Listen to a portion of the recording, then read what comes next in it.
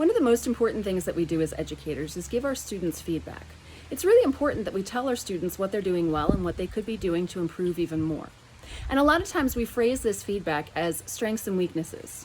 When we mark up their papers, when we're talking to them in class, we say these are the strengths that we saw in the class and these are the weaknesses. And while we may know that we're talking exclusively about a particular skill set or concept, some of our students may actually hear the word weakness and shut down. And if our students shut down, they're not going to learn. They're not going to grow anymore because they heard that they are weak. And they don't have any room for improvement as far as they know because they're too weak for it.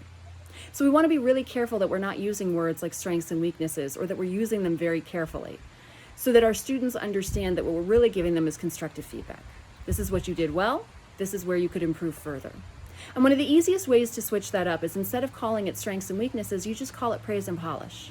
So instead of saying this is an area of strength, you say this is an area that we've praised. You've done really well here.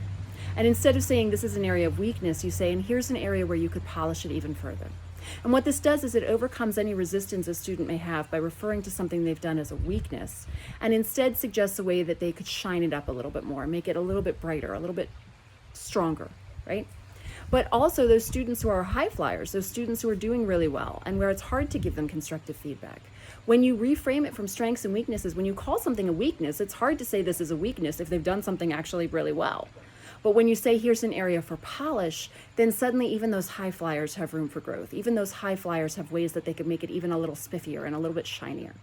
And so by taking away the words strengths and weakness and simply replacing it with praise and polish, you're accomplishing the same goal, but you're doing it in a way that A, avoids any negative connotation implied in the word weakness, and B, provides growth feedback for high flyers as well.